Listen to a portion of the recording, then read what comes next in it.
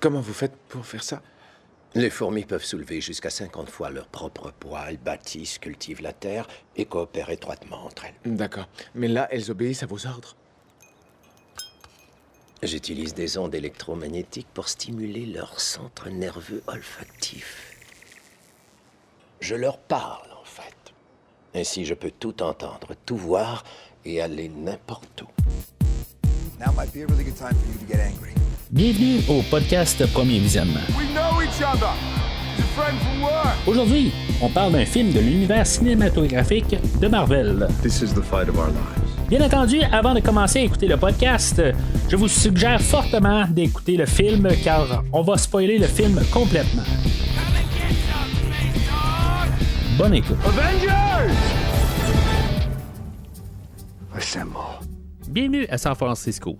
Aujourd'hui, on parle de Ant-Man, sorti en 2015, réalisé par Peyton Reed, avec Paul Rudd, Evangeline Lilly, Corey Stoll, Bobby Cannavale, Michael Peña, Tip T. Harris, Anthony Mackie, Wood Harris, Judy Greer, Abby Ryder-Forston, David Dastmalchian et Michael Douglas. Je suis Mathieu, et comme toujours, j'essaie d'être l'humain qu'on pense que je suis.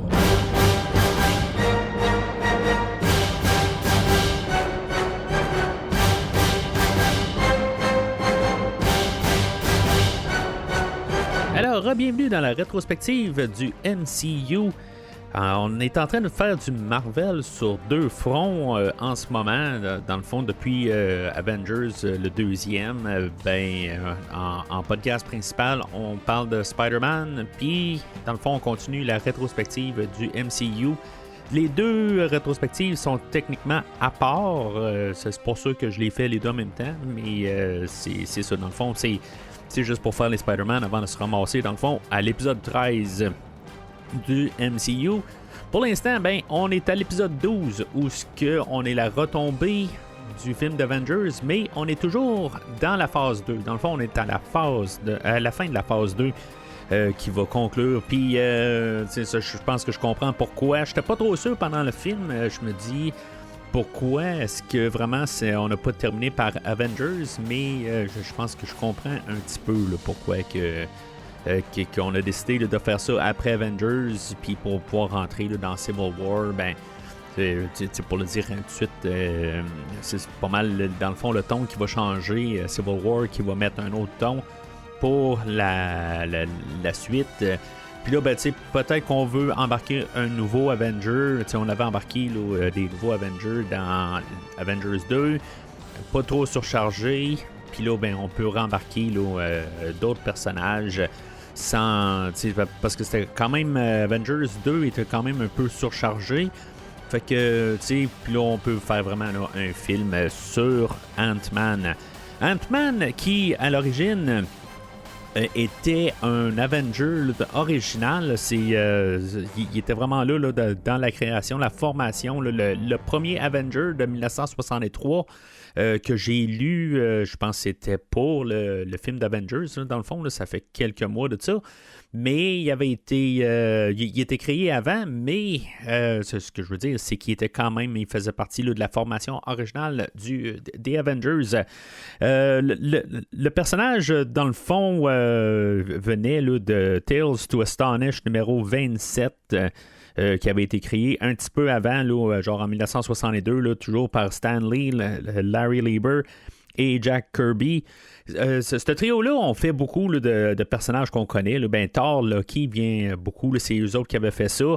Iron Man, plus avec quelqu'un d'autre, dans le fond. Il y avait quelqu'un d'autre dans sa création. Mais ça reste quand même les personnages qui sont pas mal souvent créés par Jack Kirby ou Stan Lee. On entend souvent, je trouve que le nom de Larry Lieber, je le vois pas souvent, à part associé à Thor et à Iron Man, mais en tout cas, c'est quand même un auteur quand même assez important en ayant apporté ça pour ce personnage-là. Le film, dans le fond, dans la fin des années 90, où ce qu'on avait eu les films de Blade, On cherchait d'autres propriétés là, pour essayer d'apporter. Là, dans le fond, c'est toujours ça. Là, c'est pas juste à cause de Blade, là, mais souvent, on cherche des raisons de faire des films. En guillemets, là, je dis ça a l'air banal, là, mais à la suite là, de Blade, c'est sûr qu'on essayait de quand même peut-être pousser un peu là, d'autres propriétés Marvel moins connues et qu'on décide de faire quelque chose avec. Puis on avait Edgar Wright en 2003 qui est arrivé avec l'idée là, de vouloir faire un film là, de Ant-Man qui finalement, lui, il va être engagé là, en 2006, là, avant, dans le fond, là, en 2003, c'était avant la création là, des Marvel Studios. Je pense que c'était en 2005. C'était en 2006 où il va vraiment être engagé, lui et Joe Cornish, pour écrire un script. Puis, dans le fond, jusqu'à là, tout ce script-là va pas mal garder là, certaines bases là, jusqu'à aujourd'hui. Edgar Wright, lui, devait réaliser le film, sauf que lui, je peux comprendre son point de vue. Lui, il était là bien avant le MCU à travailler dessus. Puis là, avec le Marvel Studios, eux autres, ils veulent imposer leur univers. Puis ça fera pas l'affaire à M. Wright, que lui, il voulait quand même rester son film à part. Et c'est dans le fond, peut-être être dans le MCU, mais juste que dans le fond, qu'il n'y a pas de référence, il voulait comme garder vraiment tout le contrôle sur son film. Et bien sûr, il arriva ce qui arriva. On va le tasser et on va engager là, très rapidement Peyton Reed, que lui avait fait le film Yes Man et Bring It On, que j'ai pas vu, là, c'est pas mon genre de film, je pense que c'est Yes Man, puis je peux me tromper, là, je regarde ça rapidement. Il me semble que c'est un film avec Jim Carrey, là, mais je peux me tromper, là. Puis sinon, Bring It On, il me semble que c'est un film là, de cheerleader. Qui n'est vraiment pas mon genre de film. Fait que, en tout cas, on essayait d'apporter quelqu'un qui est capable d'apporter de l'humour à l'écran pour faire le film qu'on va parler aujourd'hui. Mais, tu sais, Peyton Reed avait été approché pour faire, je pense, c'est Gardiens de la Galaxie là, que j'ai parlé là, il y a une couple de mois de ça, mais il me semble que c'est ce film-là qui voulait apporter. Qu'il avait déjà été approché, mais finalement, là, on avait approché James Gunn. Je peux me tromper, là, mais je sais qu'il avait déjà été approché là, pour un autre projet là, dans le passé là, du MCU, là, puis très récemment. Là, sinon, c'était Joss Whedon qui n'était pas sûr de revenir pour Avengers, mais bon. Peu importe, là, le questionnement, c'est un petit peu, est-ce que c'est juste quelqu'un qui est arrivé et qu'on a broché à la série? Peut-être pas. J'ai essayé de chercher l'information s'il était fan de la série, puis en tout cas, je suis pas capable de vraiment trouver d'informations là-dessus. Mais sinon, c'est ça. On se ramasse là, avec un film de Ant-Man qui était un personnage qui n'était pas super bien regardé, il faut s'entendre. C'est comme un peu, on recherche là, des personnages que même s'il fait partie là, des Avengers originales, on essaie là, de commencer à creuser là, dans l'univers là, de Marvel, puis essayer de sortir des propriétés. Ce qui n'est pas une mauvaise affaire, de l'autre côté, c'est de toujours essayer là, d'agrandir les horizons. On avait essayé Guardians of the Galaxy il y a 2 épisodes, puis là, on essaie là, quand même quelque chose de nouveau. Même, je dis, ça c'est en fait de titre, c'est sûr qu'on apporte là, des personnages toujours plus obscurs, plus ça va, puis c'est correct quelque part. On est en train là, de chercher, on n'est pas toujours besoin d'aller chercher des Thor, des Captain America. On avait même essayé de toute façon avec Iron Man, puis qui était un personnage plus ou moins connu. En tout cas, c'est quelque chose là, que je comprends pas, là, qu'on dit qu'il était plus ou moins connu, mais bon, ok, c'est beau, ça a rapport avec Black Sabbath, puis j'étais un grand fan de Black Sabbath dans mon adolescence, bien avant le MCU, fait que, tu sais, puis dans le cas de moi, Iron Man était quand même dans la culture générale, fait que, en tout cas, je comprends pas là, pourquoi qu'on dit qu'il n'était pas une propriété très connue, mais bon, ça c'est peut-être juste ma perspective à moi. Mais c'est ça. Puis le personnage d'Ant-Man, toujours comme la plupart là, de tous les personnages, il avait été un peu aussi recréé là, dans le milieu des années 2005. Puis ça donne qu'est-ce qu'on va donner. On va parler aujourd'hui avec comme des éléments là, qui ont été apportés là, comme en 2006 là, avec Robert Kirkman là, qui a fait une run là, pour les Ant-Man. Qui avait un autre Ant-Man dans le fond dans ce temps-là, là, dans les BD. Là, on avait Eric O'Grady. J'ai rien lu dans le fond là, officiellement là, pour du Ant-Man. J'ai lu là, dans la BD là, d'Avengers. Mais c'est ça, à quelque part, on avait un autre Ant-Man là, quand on était en train là, de commencer à penser au projet. Là.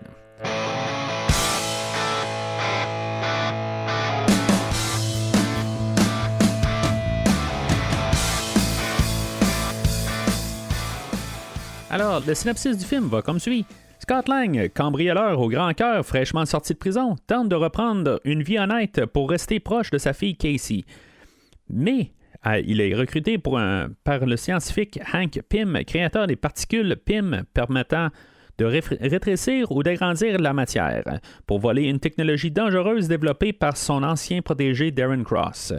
Ce dernier a recréé la formule et conçu une armure appelée Yellow Jacket qu'il veut vendre à des organisations militaires. Avec l'aide de Hope Van Dyne,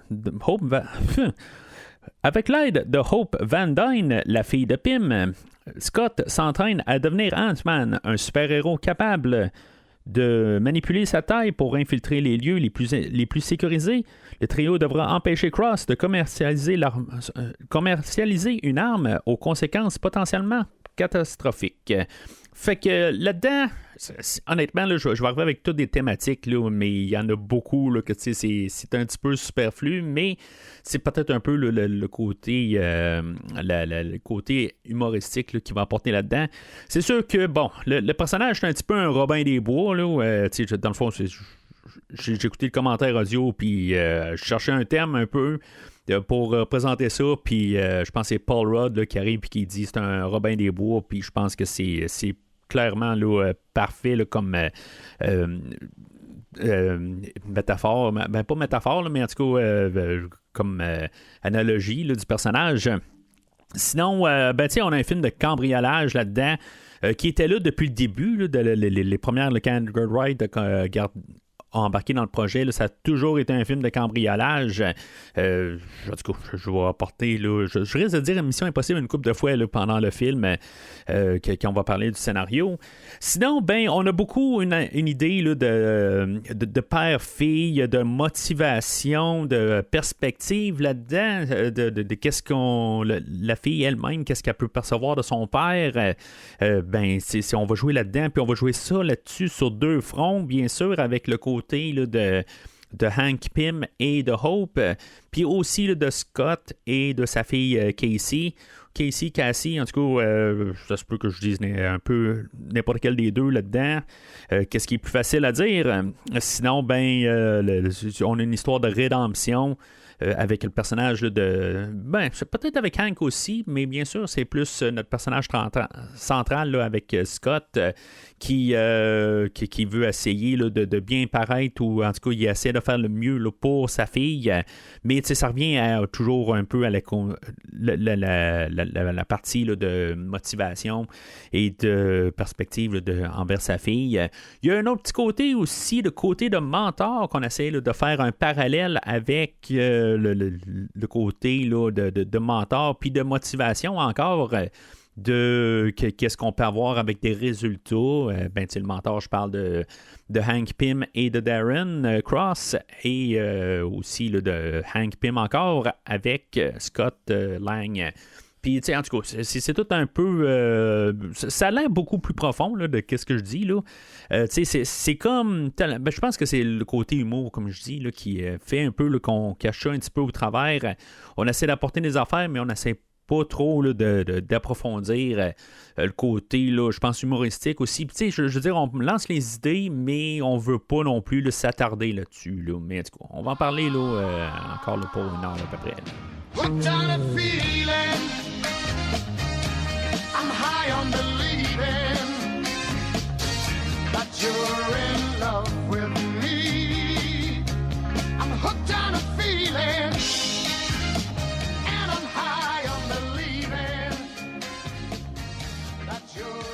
Alors, le film, moi, c'est la deuxième fois que j'écoute le film. Honnêtement, j'avais écouté Ant-Man 1 et 2. Je pense que c'était en préparation là, pour Endgame. C'était en 2019, je pense. Là. En tout cas, c'est vraiment juste avant là, pour être comme à jour. Puis, pour pouvoir un peu voir des liens là, qu'on va voir Ant-Man. Là. Mais même rendu à Endgame, j'aurais pas tout vu. Là. Il va y avoir une couple là, de premier visionnement totalement là, dans qu'est-ce qui s'en vient. Là. Comme c'est ça, là, à partir de là, j'ai vu Avengers. Je pense que, dans le fond, comme j'ai parlé là, à la fin là, d'Avengers, où ce que mon cerveau s'est comme ramolli vers la fin, c'est comme un peu, je pense que je commençais à être un petit peu surdosé là, sur les super-héros là, pour un certain temps. Là, éventuellement, là, on va revenir là, avec Civil War là, dans le prochain épisode là-dedans. Mais, tu sais, je n'étais pas trop certain. Là, je pense pas que j'avais aucun intérêt envers Ant-Man. Sinon, ben, pourquoi que j'ai vraiment écouté le film avant Endgame? Je dirais que c'est à cause de William, tout simplement parce que lui, à quelque part, il était un fan. Là. Je ne sais pas s'il l'avait vu sans moi, à quelque part. Je me rappelle pas de ça. Je pense que oui, mais en tout cas, il m'a comme poussé à réussir à l'écouter. Mais on les a écoutés les deux ensemble, on a écouté peut-être même dans la même journée, on a peut-être écouté les deux films. Fait que les deux ont fusionné ensemble. Il y a des affaires quelque chose de majeur là, qui se produit dans le film aujourd'hui, que je pensais c'était peut-être dans la suite. Mais c'est ça. En tout cas, je vais en parler, mais c'est la première fois que je réussis à étudier le film d'un seul trait. Puis être vraiment concentré dessus, parce que je suis pas sûr que j'étais à 100% concentré là, la première fois, parce qu'il y a eu des affaires qu'honnêtement, là, ça me dit absolument rien là, dans le film, encore une fois, aujourd'hui, comme que ça a été là, pour certains là, que j'ai parlé là, dans la deuxième phase. Fait que le film commence avec les pré-logos. Là. On est en 1989, on a un Hank rajeuni, dans le fond. On a un Michael Douglas qui vont utiliser. Me semble à l'époque, c'était comme une nouvelle technologie là, qu'on essayait, là, de la manière là, qu'on va rajeunir le personnage là, de joué là, par Michael Douglas. Bon, le côté visuel, ce qui est vraiment réussi là, pour le rajeunir, je sais pas. En tout cas, je le trouve assez limite. C'est sûr que il y a une partie informatique là-dedans, puis qu'on le ressent, là, que c'est pas parfait. C'est quand même correct, là. Honnêtement, c'est mieux que ce qu'on a fait avec Harrison Ford 10 ans plus tard dans le dernier film, là, tant qu'à moi, là. C'est bien beau ce qu'on a fait dans le dernier film, mais ce qu'on fait là, c'est supérieur tant qu'à moi, là. Puis on est en 2015 et non en 2023, je pense que c'était là, Indiana Jones 5. Mais en tout cas, je trouve que c'est acceptable. Puis c'est pas le seul acteur. Là. On a l'autre personnage de Mitchell Carson là, qui est là dans le fond. On a une réunion de S.H.I.E.L.D. Qui sont en train là, de... Dans le fond, on a la démission de Hank. Puis, tu sais, dans le fond, on a juste des caméos. Là. On a encore John Slattery qui est là. On a... Peggy Carson qui est là, que elle, dans le fond, on avait une télésérie là, qui était sur le point de démarrer là, en 2015. Puis c'est peut-être une manière là, d'embarquer son personnage là-dedans. Puis juste se faire de la promo. Là. C'est sûr que le MCU s'auto-promo à quelque part, toujours en train là, d'essayer de lancer là, d'autres projets qu'ils font.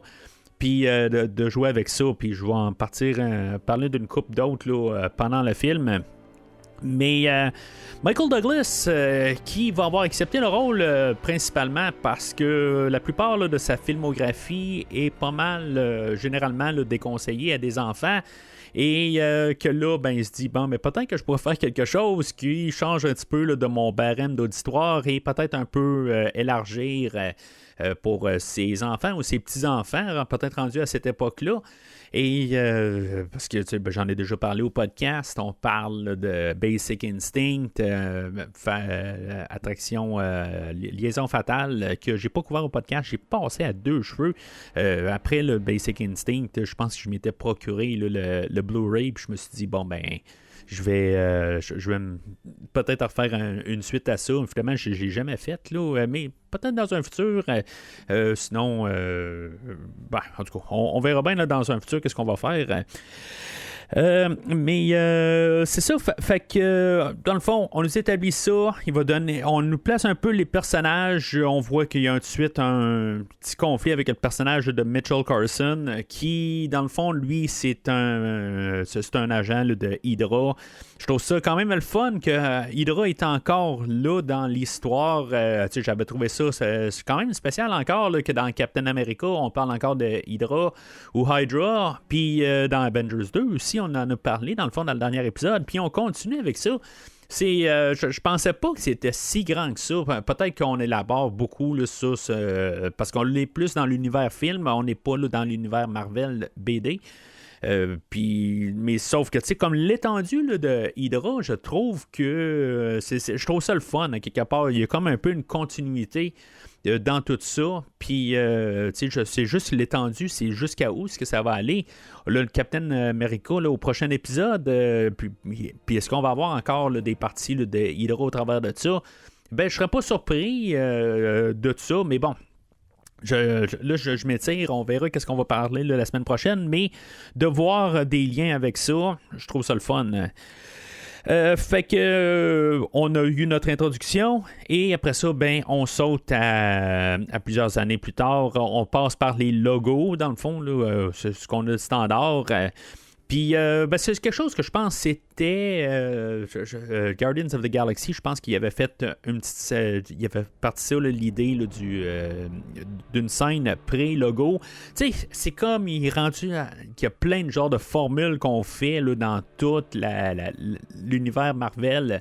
On a rendu avec des scènes pré-logo. Après ça, on a le logo. Et après ça, on a le début du film. Tu sais, dans le fond, on met en place avant le logo des choses qui ne sont pas vraiment. Tu sais, techniquement, si on écoute le film par lui-même, on n'a pas besoin vraiment du début. Puis, sinon, pour mettre un peu la relation avec Mitchell Carson, là, mais pour le restant, là, pour mettre Stark, pour mettre Peggy Carter, on n'a pas besoin vraiment de ça. Puis, on va savoir plus tard pendant le film que, dans le fond, qu'il a donné sa démission, tout ça. Fait que, c'est vraiment non nécessaire, vraiment, là, à sa base. On peut même ramener Mitchell Carson à la fin, là, sans avoir vu la scène du début. En tout cas, c'est vraiment juste pour mettre en place, puis comme les scènes pas génériques, ben c'est dans le fond, c'est pour étendre l'univers, c'est comme un peu le suivi là, de qu'est-ce qu'on fait là, quand on écoute le film sur comme en rafale, là, comme que je fais là, aux 2 semaines. Fait que on est introduit au personnage là, de Scott Lang, joué par Paul Rudd. Bien sûr, c'est pas la première fois que je parle de Paul Rudd. Paul Rudd, j'en ai parlé au tout début, bien sûr, avec, je pense que c'était son introduction là, dans le cinéma tout carrément, avec le film de Halloween 6. Puis que j'ai parlé là, avec Terreur sur le pod là, il y a quelques mois de ça. Mais c'est ça. Fait que lui, en étant Scott Lang, qui est le deuxième Ant-Man, comme j'ai mentionné tantôt, il y a un troisième Ant-Man aussi qui est arrivé là, dans l'univers. Là, je pense que lui il est décédé, le spoiler, là, dans la BD. Là, dans le fond, je pense que c'était juste pour la run là, de Kirkman. Là. Mais Scott Lang, lui, ce que je peux comprendre là, dans le fond, dans les BD, il y a pas mal la même histoire. C'est juste que Casey, sa fille, elle est malade, puis dans le fond, là, il veut essayer là, de réussir à avoir des soins pour elle, puis finalement, il tombe sur Hank, puis ça saute, puis c'est ça. Mais la globalité, là, on va avoir pas mal gardé là, tout ce que j'ai pu comprendre. Là. C'est-tu, côté là, image, est-ce que c'est la même affaire? Ça, je sais pas. Mais sur papier, c'est la même affaire. Il faut juste voir la nuance entre les deux. Là. C'est juste l'idée, la manière que c'est monté. Ben, pas la manière que c'est monté, mais c'est ça. Juste l'idée est très similaire d'après ce que j'ai lu. Mais bon, j'ai pas lu les BD, comme je vous dis. Fait que je sais pas si c'est côté scénario, c'est la même affaire. Là. Mais l'idée reste là.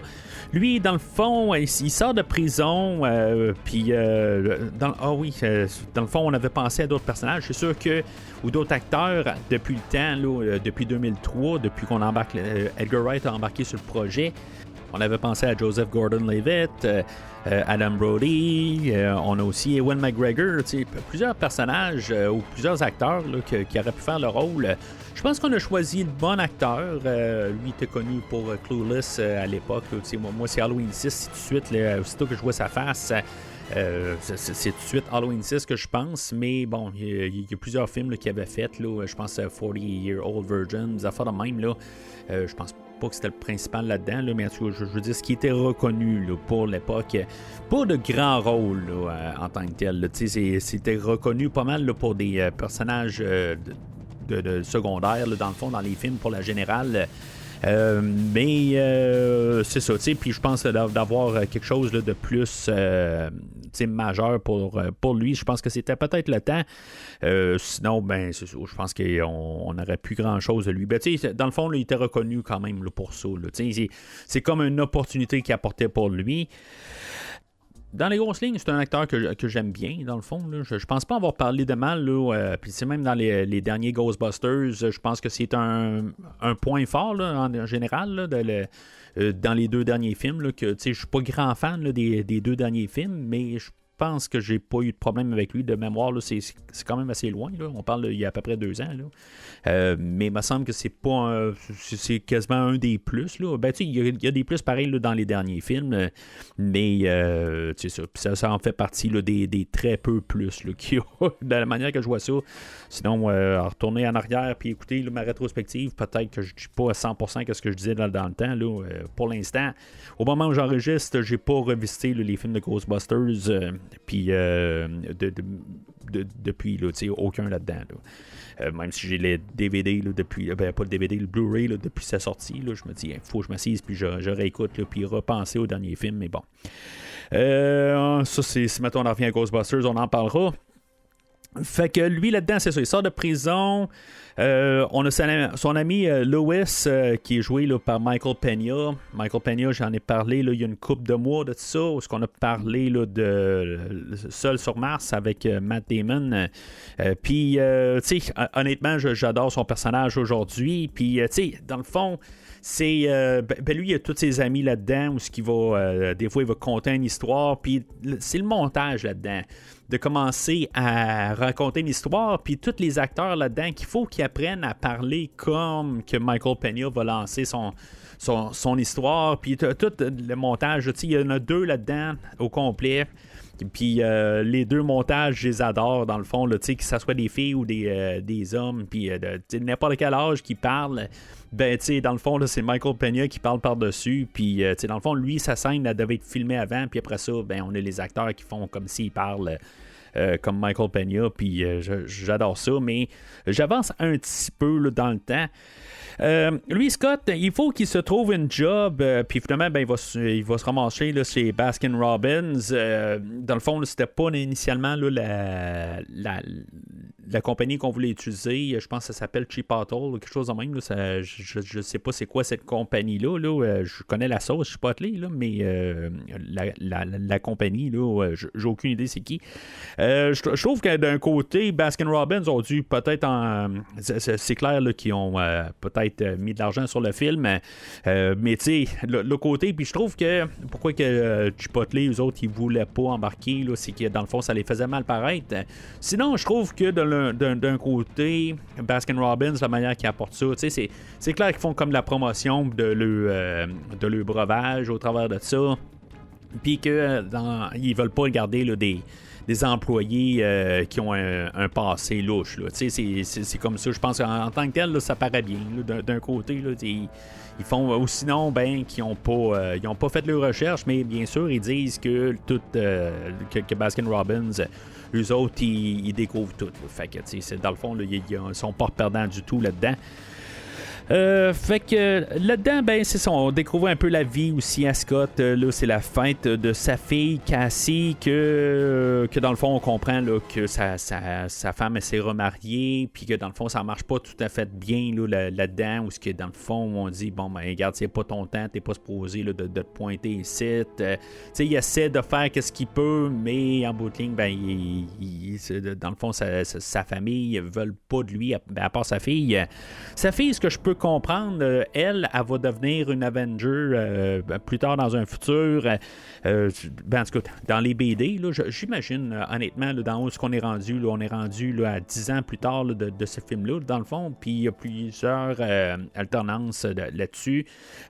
Puis, il y a eu beaucoup d'affaires. Il y a beaucoup d'affaires que j'ai pas vues là, récentes là, dans les dernières années. Fait que je serais pas surpris là, que d'ici la fin de la rétrospective, là, le temps que je me rende à Secret Wars ou à Doomsday, là, en tout cas, c'est Secret Wars, je pense, le dernier. Le temps que je me rende là, puis je vais avoir été mis à jour sur tout, je serais pas surpris là, d'avoir quelque chose là, sur l'actrice ou le personnage. Je sais pas si c'est elle qui va continuer là, dans Ant-Man 2, je m'en rappelle vraiment pas. Mais tu sais, elle était dans le pas dans le MCU là, mais dans les BD là, elle va faire partie là, du New Avengers avec le personnage là, de Stature, puis éventuellement elle va devenir Stinger, qui va être une alternative là, sur la guêpe. Là, en tout cas, c'est quelque chose là, que j'ai pu découvrir au travers de ça. Mais honnêtement, je pensais que ça rajoutait juste tout le temps le personnage. Comme Aunt May, elle va être toujours l'attente à Spider-Man. Peut-être qu'il y a des alternances, là, des alternatives, là, des univers, là, des affaires de même. Là. Mais c'est ça, en tout cas, je trouvais ça quand même qu'officiellement, là, elle devient une Avengers plus tard qu'elle grandit, puis des affaires de même. Là. En parallèle de ça, ben, on a Hank que lui, il va se ramasser là, à Pym Industries pour rencontrer notre Lex Luthor ou notre Lex Luthor de Temu, là, ou Wish à l'époque, peut-être. Là. Je sais pas trop quoi dire. Darren Cross qui... Bon, dans les BD, ce que je peux comprendre, c'est qu'il était dans Cross Industries, puis là, ben, il est dans Pym Industries. On a comme centralisé les affaires. C'est correct la manière qu'on a apporté ça. Il y a le lien avec Hank, tout ça. Personnage un peu similaire, mais dans le fond, il est malade dans les BD. C'est pas le Nemesis principal, ce que je peux comprendre là, dans les BD. Lui, il est lié vraiment là, à Scott Lang.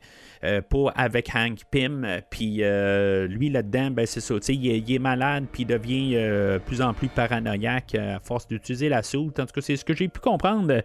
Ça se peut que je me trompe, comme j'ai dit, j'ai pas lu les BD, je veux juste être clair, mais tu sais, j'ai lu quand même pas mal sur le film pour m'intégrer là, quand même sur tout l'univers. Puis en même temps, ben tu sais, ça veut pas dire que je lirai pas de BD là, pour les prochains épisodes. Je veux dire, dans le fond, je veux commencer ma lecture là, pour Civil War.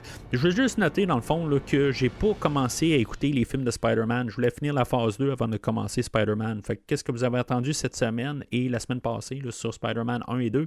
Je les ai pas entendus, je les ai pas vus encore. Là, fait que j'ai pas étudié encore Spider-Man. Fait que ça se peut que j'ai dit que j'ai commencé à lire Civil War. Ben, je n'ai pas commencé aujourd'hui à lire Civil War. Dans le fond, c'est pour me rendre au prochain film.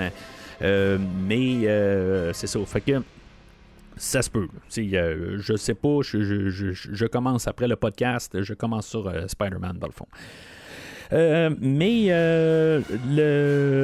C'est ça. Fait que le personnage là, de Cross, lui, ben c'est ça. C'est pas son Nemesis principal. C'est juste lié à Scott Lang, comme j'ai dit. Puis, c'est ça, à quelque part, là, il apparaît un peu partout là, dans tout cet univers-là, mais là, dans le fond, Corey Stoll, l'acteur, était connu pour House of Cards. J'ai pas, honnêtement, j'ai pas écouté le House of Cards, mais je peux comprendre là, pourquoi on l'a pris. Dans le film, j'ai dit que c'était un Lex Luthor là, de bon marché. Là, bon, c'est un peu méchant, là, mais c'est ce que j'ai... Comme en guillemets, là, la première fois que j'ai écouté le film, ben, c'est ce qui m'a passé par la tête. Puis c'est quasiment méchant d'un côté, mais c'est comme un peu l'idée. qu'on a comme... Bon, c'est un oui, il y a de l'argent, là, mais c'est plus les motivations là, un peu grandioses. Je trouve ça plate un peu parce que dans les scènes supprimées, on peut voir quand même qu'il y a une bonne affaire là-dedans, là, comme rétrécir les affaires là, dans toute son exposition qu'il va faire, ou il va comme prendre des déchets qu'on a là, dans les océans, puis dans n'importe quoi, ou pouvoir transporter là, des conteneurs, des affaires de même. C'est sûr que ça l'enlève un peu là, de la job à des gens, on pourrait se dire, mais en même temps, ben, si on pourrait comme tout rétrécir nos déchets ou pour transporter, bon, peut-être ça coûterait moins cher de tarifs, des affaires de même, peut-être là aussi, il y a des affaires de même, les douanes. Mais, tu sais, c'est toutes des affaires de même où on pourrait juste, ça serait facile de transporter nos bagages. Bon, on va en voyage, on peut apporter plus d'affaires qu'on pense. Tu sais, en tout cas, il y a plusieurs affaires. Il y a bien sûr là, des risques de sécurité aussi. Si, mettons, on commence à miniaturiser beaucoup là, des armements, des affaires de même là, pour des endroits publics, des affaires de même, là, c'est sûr qu'il y a un danger là-dedans. Mais on peut mettre ça sur un côté là, d'être constructif avec ça. C'est tout un peu là, le côté là, qu'il y a des bons côtés, mais on a supprimé là, ces scènes-là, puis je trouve ça plate à quelque part. Ça aurait mis un adversaire plus dans le côté gris, où on aurait pu avoir quand même des bonnes choses au travers de ça. Puis dans le pire des cas, on aurait pu essayer là, vers la fin là, d'essayer là, de peut-être un peu continuer. Je trouve que ça aurait été intéressant tout simplement d'apporter ça, puis qu'au pire que quelqu'un essayait de quand même comme penser un peu là, dans le bon côté des choses. Mais là, on va couper ces scènes-là pour montrer là, juste le côté armement. Il va sortir là, sa soute là, de Yellow Jacket. Puis on s'en va là, vraiment sur cette idée-là tout de suite. Puis je trouve ça dommage. Après avoir vu là, les scènes supprimées, là, c'est cool là, quelque part pour l'armée. Puis dans le fond, ils vont faire jouer là, des images là, de la guêpe. Dans le fond, ça met en place que on a déjà eu dans le fond un super-héros par le passé. Qu'on connaissait pas. Puis, dans le fond, on est en train de tout un peu remanier tout, dans le fond, qu'est-ce qu'on parle là, depuis le début de la rétrospective. Ben, tu sais que là, on n'est pas toujours avec des nouveaux personnages. Ben, dans le passé, il y a eu d'autres personnages aussi qui ont continué l'histoire. Puis c'est ce qu'on comprend avec toutes ces scènes-là. Dans ces scènes-là, dans le fond, où que Hank, c'est ça, lui, il était à Pym Industries, il voit toute l'exposé là, les révélations là, de Darren Cross, puis qui monte ses affaires.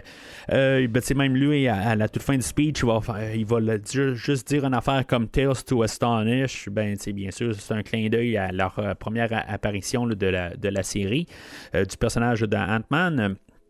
Sinon, c'est sûr qu'on sait assez rapidement là, que c'est un machin.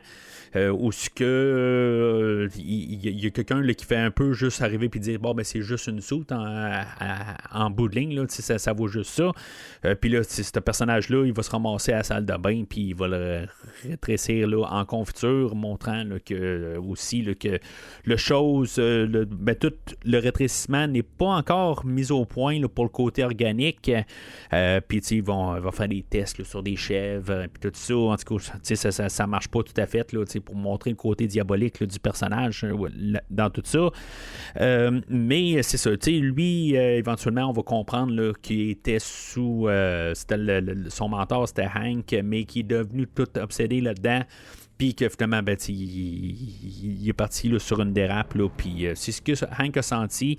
Mais je sais pas. À quelque part, si mettons sur le côté, il aurait resté avec Hank, peut-être qu'il aurait juste développé le côté de rétrécir des conteneurs, plus affaires de même. Mais bon, c'est peut-être qu'il sentait justement là, que le Hydra se rapprochait, plus affaires de même, puis que Cross aurait été là, plus attiré vers là. Mais sinon, dans les premières scènes aussi, on a l'introduction rapide du personnage de Hope qui est une... pas vraiment une création. C'est une création là, dans le fond là, du MCU d'une forme. Mais dans l'univers principal du de Marvel, ce personnage-là n'existe pas. Tandis que dans un univers alternatif, je n'ai pas pris le nom là, de cet univers-là. On a quand même une fille à Hank qui s'appelle Hope, mais elle va devenir aussi là, la Reine Rouge, quelque chose de même. Là. Puis c'est ça, je veux dire, c'est dans un univers alternatif, mais pas dans l'univers principal là, de Marvel. Mais c'est ça, c'est quand même un clin d'œil. Puis dans le fond, on emporte ce personnage-là. Mais clairement, on a de plus grands plans pour ce personnage-là. Pour un futur, mais dans le fond, c'est pas la guêpe du Ant-Man qu'on a de Scott Lang. Là. Je veux juste mettre ça clair.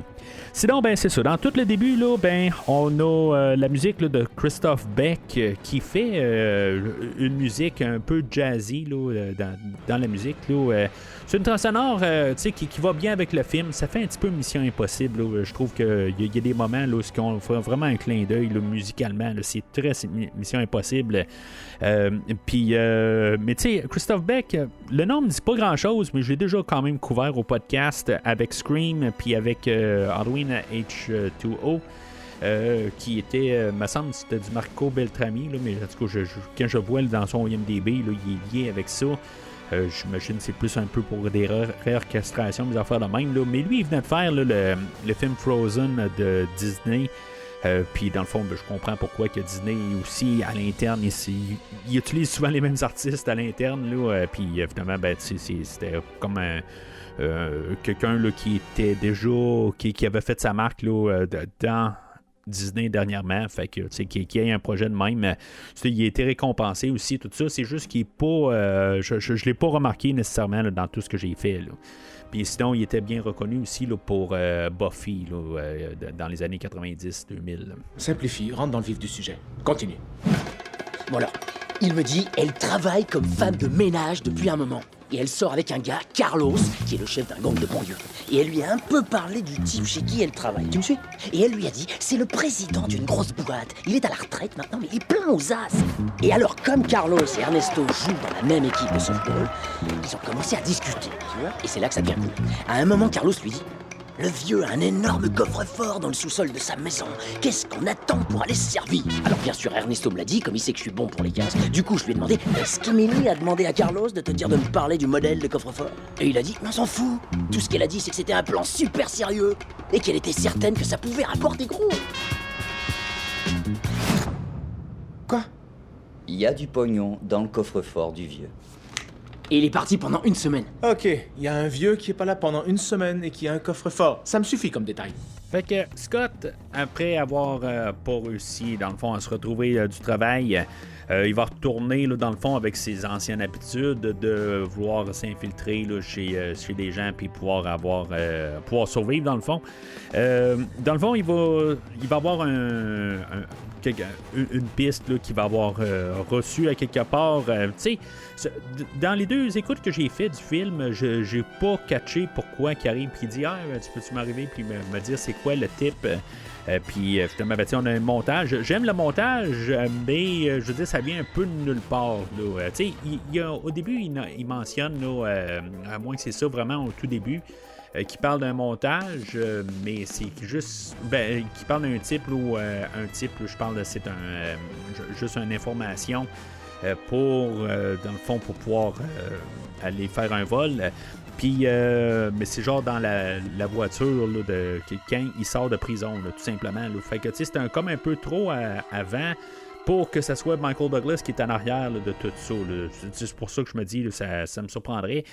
Dans les scènes supprimées, là, sur le Blu-ray, ben, il va rentrer là, chez Michael Douglas, puis on va comprendre un peu là, des affaires de pourquoi que c'est... c'est comme un peu le porte-clés aussi là, de Tank.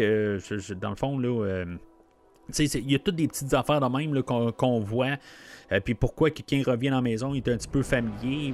On a tout coupé ces scènes-là. C'est pas une mauvaise affaire d'avoir coupé ça là, en tant que tel, mais je trouve que il y a des petites affaires que je me posais la première écoute du film.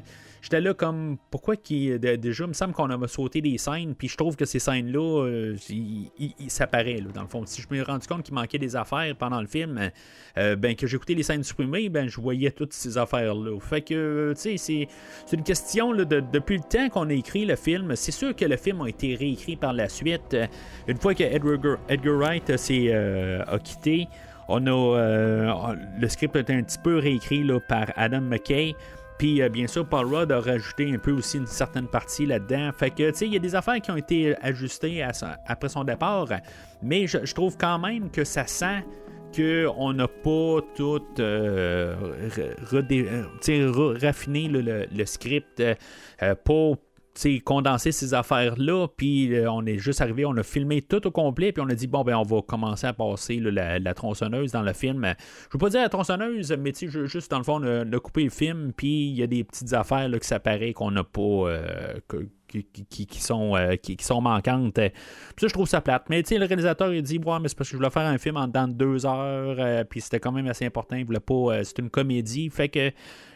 ça peut pas être trop long. Je comprends, mais des fois, il y a peut-être des affaires là, que juste côté histoire, on fait comme, j'ai-tu manqué un bout? Ou, puis ça, c'est des affaires que je trouve plates quand j'arrive. Puis, on peut faire là, des sauts. Des fois, le fait que j'écris des affaires dans mon calepin, je me dis, je fais des déductions. Il y a des affaires de même, mais il y a des fois, je trouve que c'est juste, les choses arrivent parce qu'ils arrivent. Puis ça va arriver un peu plus loin. Où est-ce qu'on va nous expliquer quelque chose. Dans le fond, c'est tout pour se rendre là, à la base d'Avengers. Pourquoi qu'on s'en va là? C'est exactement là, la nécessité là, de le bloqueur de signal, là, ou plus le signal. Là. En tout cas, je suis pas trop sûr de qu'est-ce que c'est là, cette affaire-là, mais ça va être comme tout le second acte là, va être... pour se diriger vers là. C'est sûr qu'il faut commencer par le début, tout simplement, avec avec Scott, qui va s'infiltrer là, dans la maison là, de Hank, puis éventuellement là, qui va avoir là, la soute de Ant-Man. Mais tout ça, je veux dire, dans le fond, on veut montrer quand même qu'il est astucieux à quelque part. Là, il y a comme une porte blindée, puis que là, il arrive là, pour pouvoir passer au travers, mais en même temps, il a besoin de son empreinte, puis là, que juste vraiment sur place, il est capable là, de trouver une solution pour pouvoir rentrer là, dans le coffre-fort, puis trouver la soute. C'est sûr que là, lui s'attend à trouver là, plein d'argent, puis finalement, il trouve juste une soute, puis il va partir avec. Mais tu sais, c'est correct quelque part là, dans tout ça. Je veux dire, dans le fond, il faut que le film évolue. Finalement, il va essayer la soupe une fois qu'il va arriver là, chez lui. Puis, dans le fond, ils sont là dans le commentaire. Ils disent y a-t-il une raison pour qu'il doit commencer à essayer la soupe? Mais je pense que tu trouves une soupe, tu te dis, bon, y a-t-il quelque chose de spécial? Puis c'est pour ça qu'il l'essaie. Puis là, c'est là où le film commence, vraiment, où ce qu'il va mettre sa soupe, puis il va se ramasser dans le bain. Puis que là, on va filmer. Le film est filmé. Le cinématographe photo, c'est le gars Russell Carpenter qui a filmé Titanic. Il a filmé. Il y a eu beaucoup de films de Cameron. Puis il a filmé aussi là, des films comme Freddy 3, Freddy 4. En tout cas, une couple de films là, que j'ai découvert au travers là, de toutes les 7 années complètes du podcast. Mais tout le visuel, on va savoir, on va avoir comme filmé là, pour le fond du bain, mais après ça on va l'avoir transféré numériquement pour pouvoir faire plein d'affaires là. En base, ce que je peux comprendre, c'est que je suis pas sûr que Ant-Man est toujours réel là, dans qu'est-ce qu'on va montrer là. Dans le fond, moi ce que probablement je peux déduire aussi, c'est que souvent là, Paul Rudd a la soute et qui va juste courir sur un écran vert, puis on va le foutre un peu partout aussi là, dans les rendus informatiques. dans le fond, ce que je peux comprendre, c'est que le visage du masque n'est pas là. Je pense que dans le Star-Lord de Gardien de la Galaxie aussi, c'était similaire. Il y a son masque, mais dans le fond, il est toujours créé informatiquement. Puis c'est ce qu'on va faire aussi. C'est pour garder les yeux, puis tout le temps un peu garder un visage de Paul Rudd à quelque part, puis qu'on puisse toujours l'identifier au travers de ça. Puis c'est correct, tu sais, la soude, qu'est-ce qu'elle est, on va voir Paul Rudd dans le fond de torse nu à quelque part qui va savoir mis en forme là, pour le film. Je sais pas si c'était nécessaire. C'est sûr qu'il n'y a pas besoin là, d'être un Thor ou un Captain America pour être dans le film, de faire son rôle aujourd'hui. Il a juste besoin d'être en forme, tout simplement, là, pour pouvoir courir. Je comprends pas des fois pourquoi il semble courir plus vite en Ant-Man qu'en réel. Là. Ça, c'est quelque chose que je peux pas tout à fait comprendre. Mais bon, c'est correct à quelque part. Je cherche pas trop de logique là-dedans. C'est peut-être que la soute est un petit peu augmentée. Là. Ils vont parler là, de toute sa force aussi, là, qui est augmentée puis qui est capable d'avoir comme une super force. Puis peut-être que ça l'inclut aussi courir. Sinon, ben là, c'est ça. Il va se ramasser dans le bain. Puis finalement, ben, Michael Peña, il va faire couler l'eau. Là. En tout cas, honnêtement, je savais pas qu'est-ce qui allait se passer à partir de là. Je m'attendais pas à voir la nudité. Là, c'est pas ça que je m'attendais. Mais je savais pas si on allait pas avoir des pieds, tout simplement, là, une fois qu'il embarque dans la douche. Mais finalement, ben, tu sais. Ant-Man va réussir à sortir de là, va se ramasser là, dans une bouche d'égout, il va se ramasser dans une discothèque. Dans le fond, c'est un petit peu n'importe quoi, où après ça, il va se ramasser là, dans un tapis, où il va passer dans une balayeuse, puis il va finir là, sur un taxi, là, le taxi là, de Garrett Morris, qui était en guillemets, le premier Ant-Man à l'écran, là, dans le fond, c'était un skit là, sur Saturday Night Live. Puis, dans le fond, là, c'est comme un hommage qu'on va y faire. Parce que, dans le fond, il n'y a pas d'autre version là, qui existe là, pour Ant-Man. À ce que je sache, on ne l'a jamais vu là, dans des BD. Dans des comics plutôt, ou dans dans un live action. On l'avait pensé peut-être là, dans Hulk ou quelque chose de même. Finalement, là, on l'a comme tassé, là, carrément. Mais c'est ça, fait que, du coup, on a une première scène à quelque part juste pour qu'il voit un peu qu'est-ce qu'il est, mais ça va le traumatiser quand même. À quelque part, là, dans le fond, il est en train de courir, en train d'essayer de survivre. Il y a une voix dans sa tête. Dans le fond, il y a Michael Douglas qui le regardait depuis le tout début. Et que là, il va commencer à dire, bon, ben, tu sais, déniaise-toi, on va voir qu'est-ce que ça va donner. Puis, finalement, ben, c'est ça. Paul Rudd, à quelque part, va arriver puis va dire, ben là, c'est beau, c'est pas pour moi. Il va essayer là, de retourner la soupe. Mais finalement, ben, il va se faire arrêter là, par la police. La police, là-dedans, ben, c'est sûr qu'on essaie là, de jouer sur deux fronts. Dans le fond, c'est le nouveau copain à son ex-femme qui est jouée là, par Judy Greer, puis là, ben, là, le personnage là, de Paxton, qui l'aime pas tout à fait, à quelque part, il voit ça comme son, je sais pas si c'est son adversaire, son némésis, quelque chose de même, là. Mais tu sais, à quelque part, bon, lui, c'est sûr, c'est un policier, puis l'autre, c'est il a fait un tour en prison, fait que c'est comme un peu un opposé. Mais tu sais, dans tout ça, je me dis, je me mets juste à la place de Scott Lang. C'est sûr qu'on va banaliser ça. Tu sais, le fait qu'il est allé en prison, puis que là, dans le fond, il va refaire sa vie. Mais tu sais, qu'il a un bon cœur, tout ça. Mais l'autre côté, tu sais, il y a eu quand même 3 ans de prison, on va le dire. C'est à cause de des vols, des affaires de même, là. Puis je me dis, c'est quand même un film de Disney, puis je parle souvent là, tout le temps dans la rétrospective le côté qu'on voit les super-héros du côté là, de côté enfantin, parce qu'ils sont comme tout le temps des modèles là, pour les enfants, puis que dans le fond on a quelqu'un qui est allé en prison, puis que là finalement qui va devenir le modèle pour des enfants. Là c'est là que je me dis, bon, c'est une bonne affaire ou pas. Tu sais, le côté, il faut quand même, je pense, si on peut embarquer ça sur cette idée-là, que malgré tout ça, c'est que des fois, peu importe, il y a des enfants qui font des erreurs, puis des fois, ben, on peut arriver avec l'idée qu'on peut essayer quand même là, de retrouver le bon chemin. Là. Tu sais, en tout cas, moi, je pense que je vais embarquer ça sur cette idée-là. Pour embarquer là, quelqu'un là, qui a fait de la prison, puis qu'on n'a pas décidé là, de changer là, l'histoire du personnage, comme qu'on a fait là, pour plusieurs personnages Je pense que c'est une idée, là, dans le fond. Là. Je pense pour ça. Là. Puis c'est correct à quelque part, là, toujours réécrire les personnages. Puis tu sais aussi, c'est les critiques là, des gens aussi. Parce que ça reste que c'est, même si c'est Disney, c'est quand même Marvel Studios. Puis en même temps, ben, ils veulent quand même, tu sais, sont quand même, en guillemets, détachés de Disney. Puis en même temps, ben, c'est de l'argent aussi. Ils savent qu'aussi, ils peuvent arriver puis que ce soit un flop. Si, mettons, ben, tu sais, pas nécessairement juste à cause de ça, à cause de la réécriture, mais des fois aussi, il faut quand même qu'ils gardent une certaine base. Puis ils savent qu'ils peuvent pas avoir tout le temps des personnages là, blancs comme neige.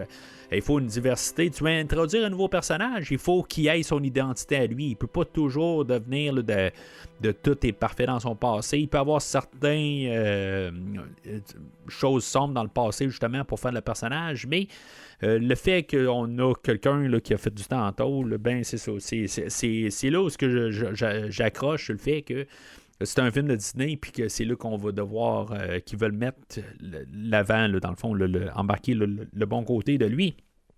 Fait que Scott, c'est ça, il est arrêté, mais là-dedans, ben Hank va aller voir en prison, puis là, ben il va lui donner un choix, dans le fond. Il va dire, bon, ben tu sais, tu peux retourner en prison, ou finalement, ben moi, dans le fond, là, c'était ton audition, dans le fond, puis t'as passé, mais là, je veux dire, dans le fond, t'es capable de faire quelque chose avec la soupe, fait que, tu sais, tu peux venir me rejoindre. Fait que là, tu sais, il est dans sa cellule, puis se demande un peu qu'est-ce qu'il va faire, puis finalement, ben, on a des fourmis qui vont venir y porter la soute, puis il va pouvoir se sauver avec...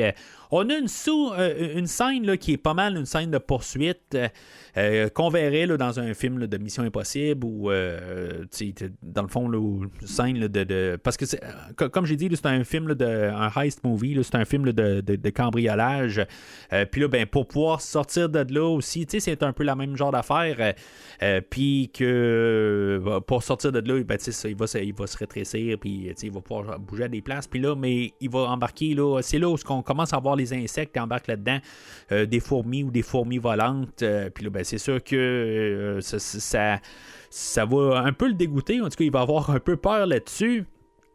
Les fourmis, c'est d'essayer là, de trouver une belle manière là, de les apporter, que ce soit pas nécessairement des créatures, la manière qu'ils vont les avoir rendues numériquement. On s'arrange pour les faire qui ont de l'air aimables, puis pas vraiment là, des bêtes épeurantes. Puis je pense qu'ils ont comme pas eu le choix. Je pense que là, ils voulaient pas que ça vire en film d'horreur. Puis je comprends un peu l'idée, mais je trouve ça plate un peu. Justement, ben c'est ça, c'est pas le bon ton quelque part. Puis je comprends que ça peut avoir offusqué là, certaines personnes. Là, ils s'attendaient peut-être à quelque chose là, de plus horrible ou plus terrifiant. Là. Mais bon, c'est vraiment un détail à quelque part dans tout ça. On va s'attacher à... Ben, s'attacher. On va donner un nom éventuellement à une des fourmis volantes, là, Anthony. Puis finalement, ben, on va le tuer. Puis tu sais, on a essayé de donner quelque chose, mais c'est ça, il n'y a pas nécessairement plus que ça, là. Fait qu'il va se sauver de là. Puis c'est là où l'entraînement va pas mal commencer. Là, éventuellement, ben, il va se réveiller, puis il va être... dans le fond, ça va être notre trio. Ça va être Hank, ça va être Hope, puis ça va être Scott. Puis là, ben, éventuellement, ben, ils vont essayer de l'entraîner à utiliser les pouvoirs. C'est sûr qu'on voit un peu une compétition entre les deux, que dans le fond, elle l'aime pas beaucoup, parce qu'elle se dit, ben, pourquoi que dans le fond, c'est pas moi qui devient, en guillemets, le Ant-Man, pourquoi qu'elle me donne, que Hank me donne pas là, ces responsabilités-là. Lui, Scott, à quelque part, il va arriver puis il va lui dire, ben, tu sais, ouais, c'est peut-être parce que justement, il veut pas te perdre, il veut pas. Puis, tu sais, éventuellement, ben, il va expliquer qu'est-ce qui s'est passé à Janet, sa mère, qui était la guêpe, puis qu'elle a été perdue. C'était comme ça que c'était passé, là, dans le fond. Là, non, ça ne s'est pas passé comme ça dans les BD, d'après ce que je peux comprendre, mais on avait le Ant-Man et la guêpe aussi dans les BD, puis là, ben, on a juste Ant-Man là, dans le film d'aujourd'hui, mais Hank, quand il était Ant-Man, ben c'est ça, on avait la guêpe. Fait que ça, je pense que j'en ai pas parlé. Dans le fond, Hank, ce qu'on peut comprendre, c'est qu'il lui, c'était il était là avant. Puis là, ben c'est ça, il doit le léguer parce qu'il est rendu plus vieux. Puis c'est ça, à quelque part, il peut pas continuer à être Ant-Man. Il n'a pas la forme. Même si Michael Douglas, il se sentait quand même, une fois qu'il a vu le rendu numérique, là, il était prêt à faire un prequel à pas mal tous ces films là, qu'il a fait là, dans le temps, ces films d'aventure là, les Diamants du Nil, des affaires de même là. Ben tu sais, honnêtement je pense pas qu'il aurait eu la forme pour le faire pareil. Il faut s'entendre là, qu'il commençait à être au-dessus de 60 ans là, je crois bien à cette époque là. Puis c'est ça, fait que dans tout ça, c'est pas mal les scènes là, où on essaie là, de tout montrer là, les fourmis, comment que tout ça fonctionne. En bout de ligne, ils ont comme une oreillette pour pouvoir communiquer avec les fourmis puis pouvoir les guider. On voit les fourmis en train là, de promener le sucre, puis des affaires de même. Là, en tout cas, que là, il est comme pas trop sûr de ça. Mais que Scott commence à adhérer avec tout ça. C'est sûr qu'éventuellement, il y a comme besoin là, de comme qu'il se passe quelque chose, puis tout d'un coup, il est rendu super performant dans tout l'entraînement embarqué. Il est pas la base là, de l'entraînement, c'est qu'il doit passer au travers d'une porte, pouvoir se rétrécir à temps, puis rentrer là, dans la serrure de la porte, qui est jamais capable, mais qu'éventuellement, quand ça devient un petit peu trop émotionnel dans l'histoire, ben on essaie de casser ça par finalement qu'il y a comme toute l'énergie pour pouvoir être prêt à prendre l'assaut puis aller faire la mission qu'on veut faire. Dans le fond, là, c'est d'aller capturer là, la soute de Yellow Jacket. Mais en premier, ben, on doit passer là, par une usine qui est dans le fond le repère là, des nouveaux Avengers.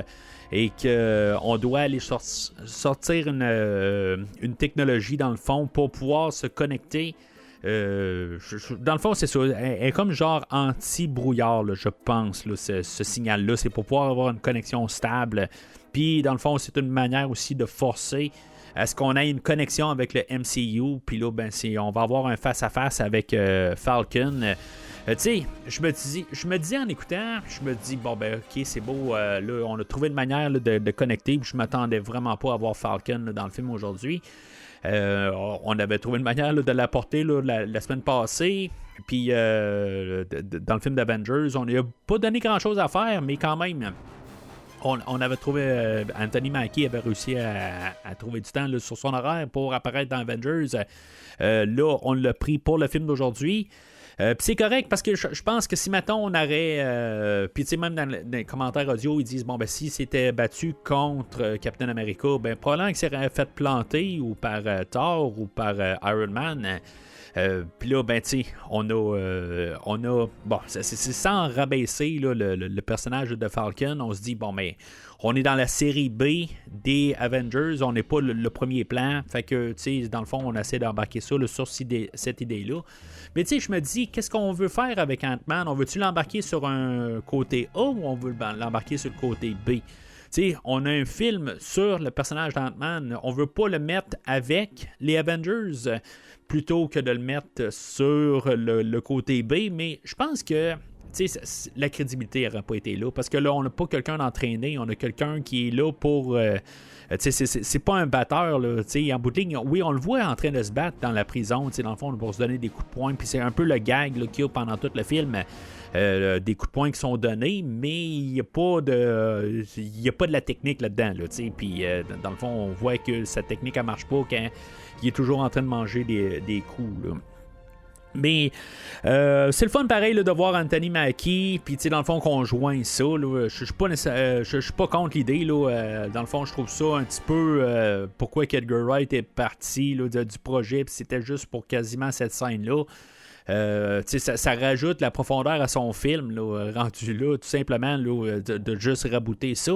Lui il voulait quelque chose de séparé, mais c'est ça, on parle de quelques minutes puis juste ragrandir l'univers du film sans avoir à faire grand chose, parce qu'en bout de ligne Falcon est là vraiment pour lier l'univers, tout simplement là. Oui, ils vont chercher quelque chose à l'intérieur qu'on essaie de donner de l'importance, mais en bout de ligne ça n'a pas vraiment d'importance là. C'est vraiment juste ce qu'on appelle un MacGuffin pour vraiment embarquer le Falcon au travers de ça. Là.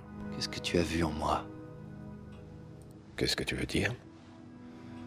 Il y a des années, tu m'as choisi. Pour quelle raison?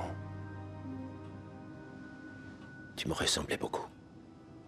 Alors pourquoi tu m'as écarté? Sans doute parce que tu me ressembles un peu trop. Fait que, dans le fond, toute notre équipe là, s'organise une manière là, d'infiltrer là, les industries PIM. Puis là, ben c'est ça. Peña rembarque là-dedans avec tous ses collègues. Il y en a un là-dedans, là, Kurt, qui est joué là, par David Dastmalchian. Lui, je trouve ça drôle à quelque part. Là, je pense qu'il jouait là, dans Dark Knight. Là, il faisait le pas Jack Napier. Qui à quelque part là, vers le mi-chemin du film. Puis on l'a vu là, dans plusieurs films là, du DC. Puis là, tout d'un coup, il apparaît. Là, je pense qu'il faisait Polka Dot Man, je pense aussi, là, dans The Suicide Squad. Là, quelque chose de même. Là, je suis plus trop sûr là, des noms. Là. Mais c'est ça, tu sais, je veux dire, cet acteur-là, je l'ai vu beaucoup dans DC. Puis tout d'un coup, ben, qui fait un rôle là, dans le Marvel. Je pense que le prochain Ant-Man, ça va être l'inverse aussi. Là. Ben, en tout cas, je suis pas trop sûr. Je trouve ça le fun quand même là, de voir cet acteur-là. Il y a comme un côté... je sais pas quoi dire. Il est comme... ses caractéristiques faciales, il a l'air d'un psychopathe, tout simplement. Puis que...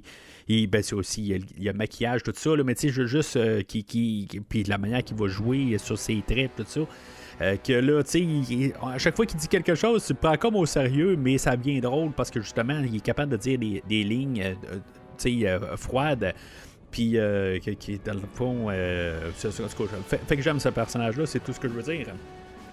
Puis, fait que eux autres, ils vont rentrer, ils vont réussir à faire toute l'infiltration, puis ils vont trouver une raison, dans le fond, là, pour essayer là, d'approuver qu'est-ce qu'on a vu avec la scène là, du Falcon, là, que ça avait une raison.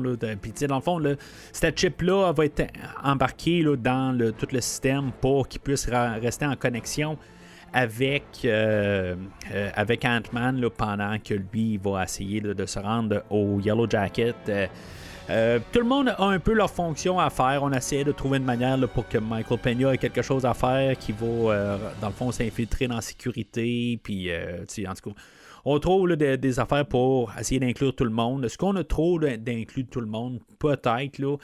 Pendant ce temps-là, on a Hank, que lui, il y a Darren qui s'était pointé chez lui.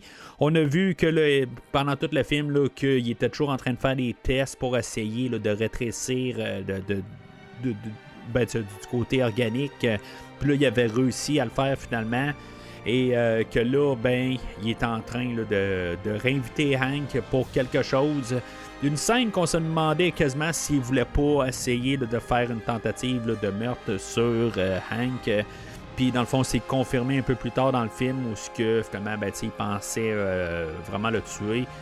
Mais finalement, le fait que Hope était là, ben, dans le fond, il a sauté... il a décidé qu'elle allait pas le faire. Mais dans la scène, dans cette scène-là, il y a un bout où il voit quand même du coin de l'œil qu'il y a des plans que Ant-Man, dans le fond, il va cacher. C'est comme, c'est un petit peu, là, dans le fond, là, maladroit là, de Ant-Man de faire ça. Mais bon, fait qu'il se ramasse toute la gang là, soit par la porte principale ou par les égouts ou n'importe où, dans le fond, de s'infiltrer dans l'industrie PIM. Pendant ce temps-là, ben, on a Ant-Man que lui va justement rentrer par le système d'égout. Il va rentrer là, tout le côté pour réussir à s'infiltrer. Puis lui, dans le fond, pendant que les fourmis aussi essaient de faire sauter les disques durs... On a vraiment comme des scènes de Star Wars, honnêtement, où ce qu'on a on a Scott qui est sur les fourmis volantes en train là, d'esquiver des affaires de même. Moi, dans le fond, que je regarde ma copie Blu-ray, c'est du temps où dans le fond, j'essayais d'aller rechercher les films de MCU, incluant celui-là, même si je ne l'avais pas vu. Je me suis dit, bon, ben, éventuellement, je vais essayer là, de me mettre à jour puis essayer de tout aller chercher. Là, éventuellement, j'ai réussi à toutes mes procurer. Mais sauf que tu sais, les films d'MCU se vendaient plus cher. Je pense qu'ils ont commencé à baisser un petit peu de prix. Là, on peut les acheter là, dans des coffrets, des affaires de même. Là. Puis ça va être ma phase 3. Dans le fond, je l'ai toutes dans un coffret là, importé là, qui me revenait beaucoup moins cher que de toutes les acheter séparés. Là. Mais comme celui-là que j'ai, là, dans le fond, le Blu-ray là, de Ant-Man, il y a la version 3D dessus. Mais quand on l'ouvre, dans le fond, c'est parce que je pense que je l'ai acheté sur eBay, puis la personne voulait juste garder la version 3D du film. C'est plate parce que j'aurais aimé ça quand même, écouter la version 3D de ce film-là, au lieu d'écouter juste la version régulière. C'est bien plate, là. Mais je me suis juste comme rappelé de ça, j'ai fait comme yes, je l'ai en 3D, puis là, j'ai ouvert le coffret, puis là, j'ai fait comme oui, c'est vrai. J'ai pas la version 3D du film, malheureusement. Mais ça doit être quelque chose à voir quand même, avoir toute l'infiltration, dans le fond, toutes les maquettes, pas les maquettes, mais oui, éventuellement, il va y avoir des maquettes, mais voir Ant-Man se promener dans sur les endroits, qu'il est rendu tout rétréci, plus tard avec le train et tout ça. Je trouve qu'en 3D, ça doit vraiment là, sortir. Là. En tout cas, je suis vraiment curieux de voir la version 3D de ce film-là. Probablement que je ne la verrai jamais. Là. Honnêtement, j'ai pas envie vraiment de me réinvestir là, 40$ là, pour avoir la version 3D du film.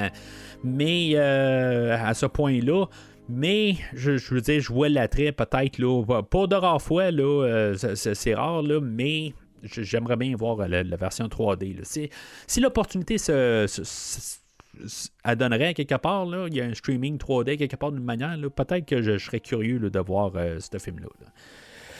Fait qu'ils vont s'infiltrer, puis là, Ant-Man va se ramasser finalement là, où il y a le Yellow Jacket qui est conservé, là, dans le fond, là, dans un petit récipient. Mais Darren, lui, le fait qu'il a vu Ant-Man ramasser là, ou cacher des plans, il sait qu'il y a un petit personnage à quelque part, puis que finalement, il s'attend à ce que on vienne essayer là, de voler le Yellow Jacket, ce qui, dans le fond, ce qui a raison en bout de ligne. Fait qu'il va réussir à capturer Ant-Man juste avant que Ant-Man arrive à le Yellow Jacket. Puis là, c'est ça. Dans le fond, là, c'est un peu le chaos qui part à partir de là. C'est vraiment là, comme le début là, de la fin. De le faire comme en deux parties, c'est quand même assez étrange. Là. On a la partie là, dans les Pym Industries. On va pouvoir voir un peu toutes des habilités là, de Ant-Man. On avait vu avec le Falcon, qu'est-ce que la soute peut faire aussi. Dans le fond, plus le film avance, plus on voit là, des habilités là, de Ant-Man, mais dans le fond, le système de combat qu'on peut faire avec Ant-Man, qui est quand même assez intéressant, visuellement, qui est rétréci, qui est ragrandi, ça doit être quelque chose, les chorégraphies en bout de ligne, que Anthony Mackie faisait, puis que quelque part, il devait comme faire qu'il y avait personne alentour de lui, puis que tout d'un coup, il se battait, mais que il y avait juste comme un personnage sur lui. Puis là, c'est ça. On peut un peu apporter ça, dans le fond, dans les fusillades à ce moment-là. On est toujours en train là, de monter. Là. Puis c'est ça qui est quand même le fun. On n'est pas en train là, de retourner en arrière. On est toujours en train là, d'essayer là, de faire mieux que la scène précédente. Ce qu'on doit faire, quelque part, des fois, il y a des films là, que juste on oublie là, de faire un peu de variété. Mais c'est ça. Fait que là-dedans, on a. Il va se ramasser dans une maquette pendant qu'il y a du monde qui fusille Ant-Man. En tout cas, il va réussir à sortir de là. Au travers de ça, une fois qu'il était pogné, là, on avait vu, là, pendant le montage, là, on savait là, qu'il y avait comme des genres d'étoiles ninja qu'il y a, puis qui peut faire rétrécir des objets ou les faire agrandir. Puis là, c'est ça, il va s'en avoir utilisé une sur lui pour pouvoir avoir s'agrandir puis sortir du bocal. Ce qui va faire qui va comme tout partir là, de la dernière poursuite, dans le fond. Darren va se sauver de là. Puis là, pendant ce temps-là, on avait vu là, que Mitchell Carson, là, il s'était pointé, dans le fond, pour faire une transaction. Puis dans le fond, essayer là, d'acheter là, les suits, que lui, dans le fond, il réutiliserait ça là, pour Hydra quelque part. Puis dans le fond, ce personnage-là va rester, je pense, à l'usine. Je sais pas s'il va se passer quelque chose avec lui, là, mais il va disparaître là, du restant du film. Mais Darren, lui, va se sauver par l'hélicoptère que Mitchell est arrivé avec. Puis, dans le fond, en essayant là, de tirer là, toutes les fourmis là, qui s'en viennent vers lui, ben, il va tuer là, Anthony pour essayer de nous donner un petit moment émotionnel. Ça marche un petit peu, là, mais honnêtement, là, qui se fait complètement désintégrer. Je pense qu'il essaie de forcer la note pour qu'on ait un peu un ressenti.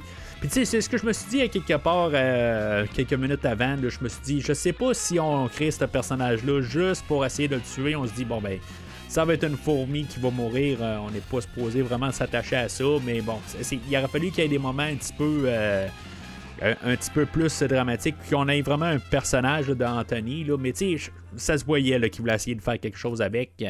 Mais tu sais, bon, même moi, quelque part, tu sais, on a la chèvre au tout début, puis que je trouve ça comme horrible qu'une fois qu'il essaie là, de la rétrécir, là, qu'elle se transforme en confiture. J'ai plus d'empathie pour la chèvre que pas le fonctionnaire, là, mais la personne là, qui a contredit, là, ben pas contredit, là, mais qui a parlé contre le projet là, de Darren là, en bout de ligne. Je trouve ça plate. Mais c'est ça, c'est juste la manière que je suis. Là-dedans, ben, Hank, oui, c'est ça. Lui, il va se faire tirer par Darren, qui dans le fond, on voit clairement que il se fait tirer dans l'épaule. Là, fait que, on est comme supposé comprendre là, qu'on n'a pas trop à avoir peur pour sa vie, mais que, éventuellement, là, ça pourrait le tuer, j'imagine. Là, le sang coule ou je sais pas trop. Là.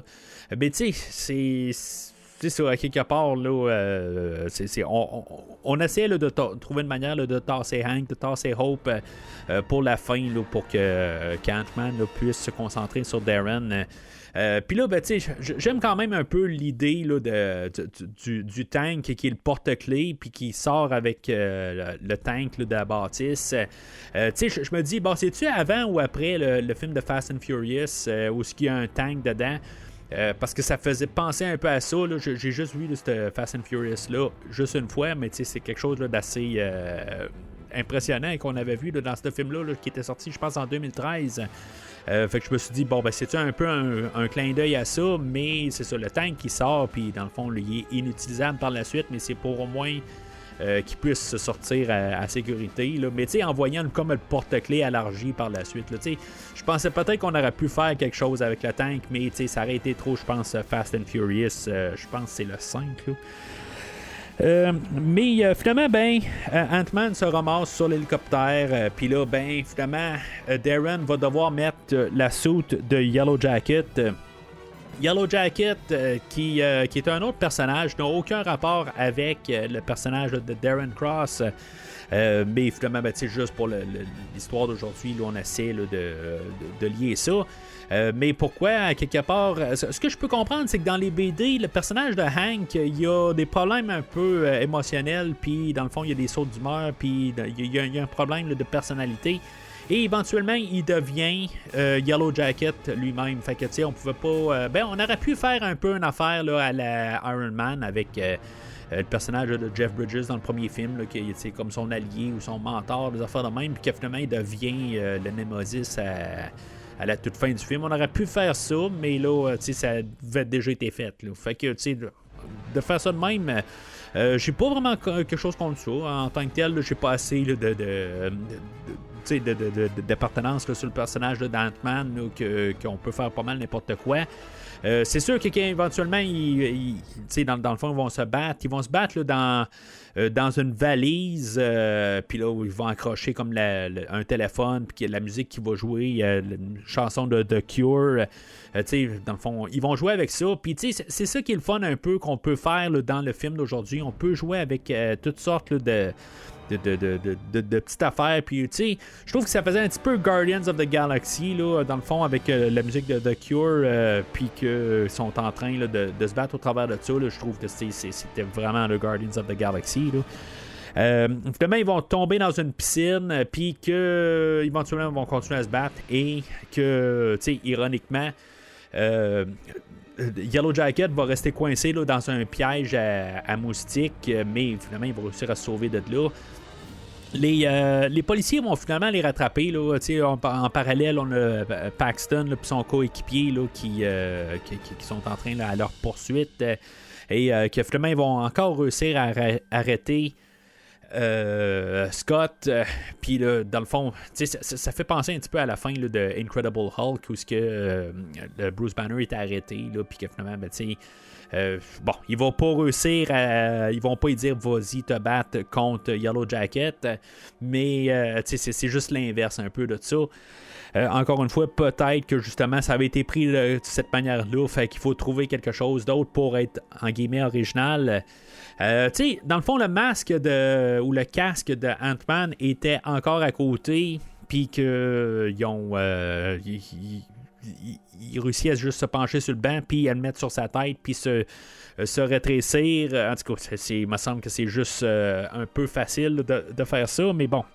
Il aurait pu le faire depuis le début, juste se sauver tout simplement. Là. Mais tu sais, c'est comme s'il accepte un peu là, d'un côté, mais je trouve ça un petit peu nono qu'il aurait pu faire ça bien avant. Là.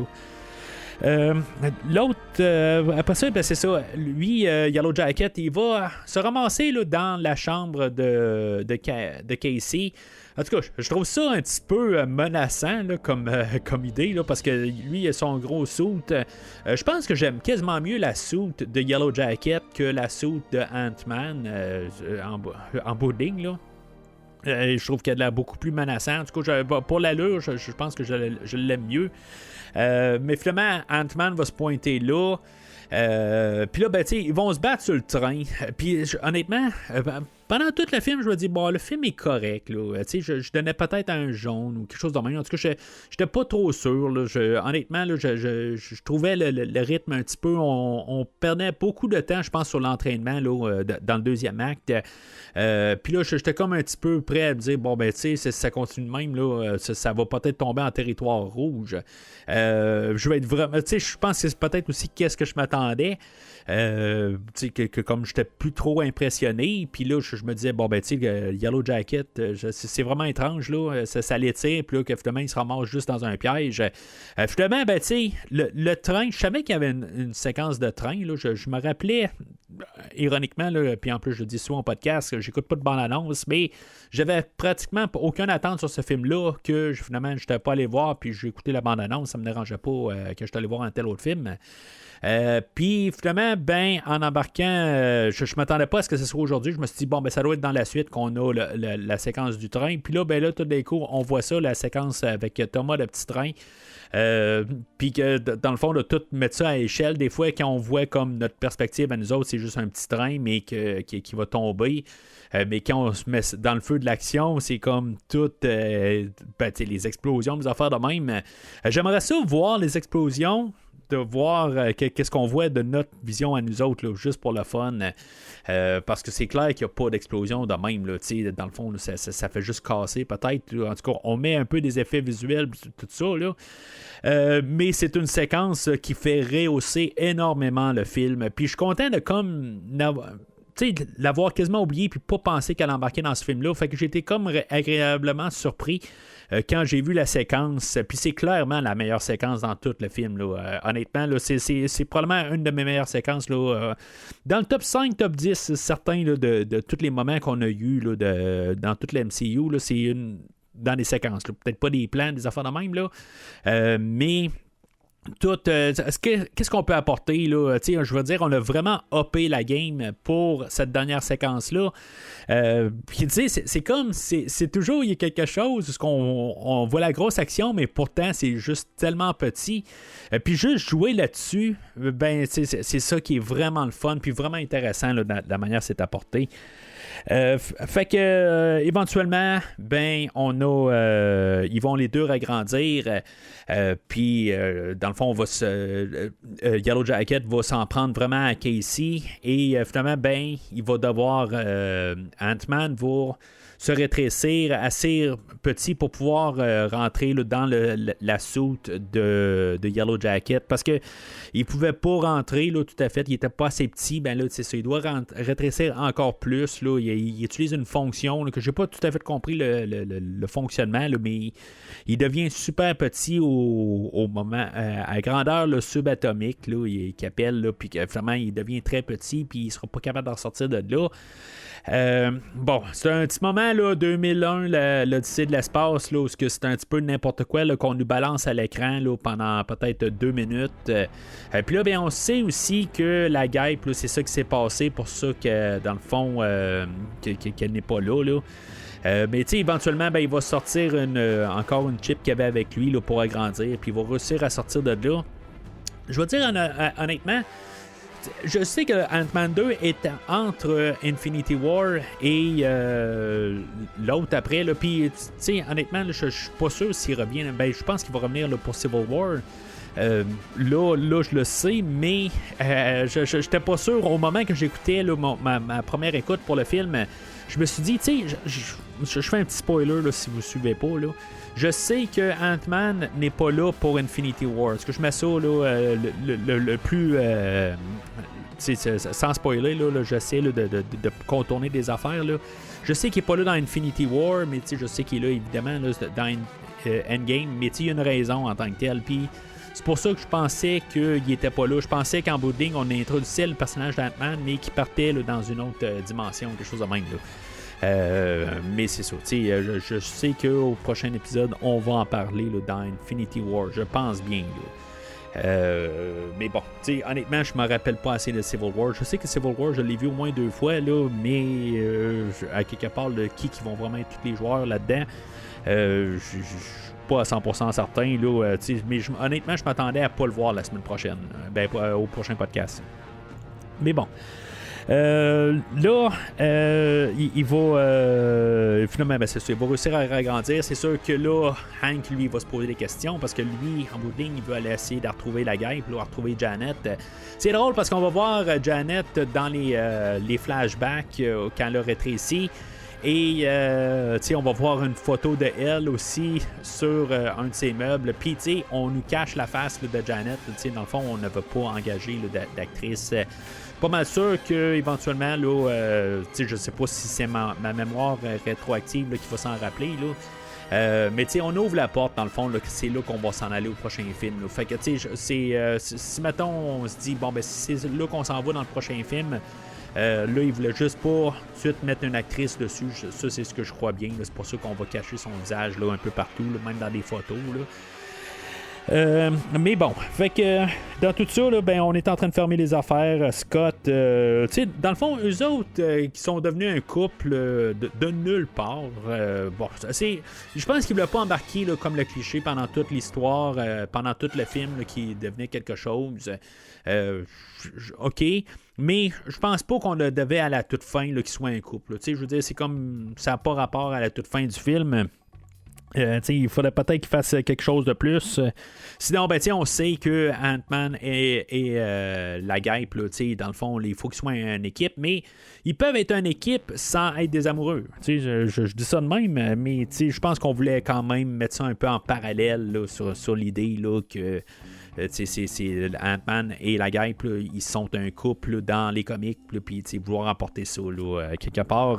Parce que là, dans le fond, la scène post-générique, on va comprendre qu'elle va devenir la guêpe, qu'éventuellement, peut-être que Hank, finalement, il tient peut-être pas autant que ça à elle, que peut-être qu'elle peut se salir les mains, puis pouvoir mettre les mains à la pâte plutôt. Puis elle est peut-être dans le danger, tu sais, je sais pas, tu sais, c'est comme un peu le changement là, d'idée là, que Hank a à la toute fin, ou sinon c'est peut-être qu'il fait confiance ou quelque chose de même, là, mais tu sais, je sais pas, tu sais, il y a eu comme un avancement là-dedans pendant le film.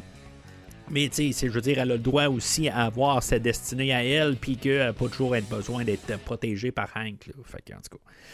Fait que le film finit aussi avec l'idée là, que Scott ait réussi là, avec sa famille, dans le fond, de savoir prouver, là, en guillemets, envers son ex, puis le personnage de Paxton, puis qu'en bout de ligne, sont comme une famille reconstituée quelque part, là, où en bout de ligne, le père est accepté là, dans la nouvelle famille quelque part, là, qui puisse quand même faire le bien pour Casey et non de le garder à part, puis en bout de ligne, puis qu'il ne soit pas parti là, de sa vie à elle. Là. Fait que c'est correct qu'on finisse là-dessus. Je voyais ça éventuellement. On voit que Paxton, il est pas méchant depuis le début du film, puis que quelque part, il est plus ouvert, plus le film avance. Là. Fait que je voyais ça, je me suis dit, pour moi, il sera peut-être pas si méchant que ça, puis qu'on allait finir comme ça. Comme ça finit. Puis finalement, ça finit que Lewis va appeler Scott, puis là, finalement, il va dire que là, il y a quelqu'un qui est à ses trousses. Pas à ses trousses, mais dans le fond, il est en train de chercher de l'information sur lui. Ou si, dans le fond, c'est plus à l'inverse que lui, il a essayé là, d'envoyer un message aux Avengers, de voir si, mettons, il pouvait avoir peut-être une alliance à quelque part. En tout cas, je suis pas trop sûr de quel bord ça part, là, tu sais. Puis finalement, ce qu'on va savoir avec la dernière scène pas générique, que c'est clairement notre point d'entrée là, pour Civil War, qu'en bout de ligne, on va voir le Capitaine que lui, on dirait qu'il a perdu un petit peu de muscle. Honnêtement, le peu de muscle qu'il a perdu, peut-être que Paul Rudd les a gagnés. Mais que dans le fond, qu'ils ont réussi à retrouver Bucky, puis dans le fond, ça va être notre point d'entrée. Mais tu sais, on va finir avec l'idée là, que Falcon va dire j'ai peut-être quelqu'un là, qui va pouvoir dans le fond, être un nouvel allié. On peut peut-être pas en parler à Tony Stark quand on ouvre une porte là, pour qu'est-ce qui va se passer dans le prochain film, mais c'est ça, il y a peut-être quelqu'un là, qui va pouvoir être avec nous autres, quelque chose de même. Fait que en bout de ligne, on voit qu'il y a un pont où que lui, dans le fond, va pouvoir s'aligner là, avec les Avengers là, dans un prochain film. Puis c'est correct, à quelque part, c'est ça. C'est tout embarqué un peu dans cet univers-là. Puis tu sais, tu regardes ça dans le global, pourquoi M. Wright, dans le fond, on parle de juste quelques petits liens. Je comprends que ça t'enlève peut-être 3% du film qui va te connecter au MCU. Mais, tu sais, puis je suis pas en train de parler de la réalisation là, contre M. Reed, là, c'est pas ça. Mais ça me laisse toujours un questionnement quand on regarde tout, dans le fond, les petits liens qu'il y a avec la MCU, ça reste juste, dans le fond, augmenter le film.